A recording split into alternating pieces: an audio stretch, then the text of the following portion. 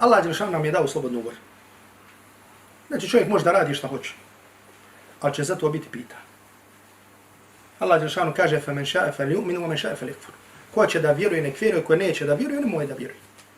Ali ovo ne dolazi u kontekstu hoćeš, neš ne moraš. Ne, nego ovo prijetnje.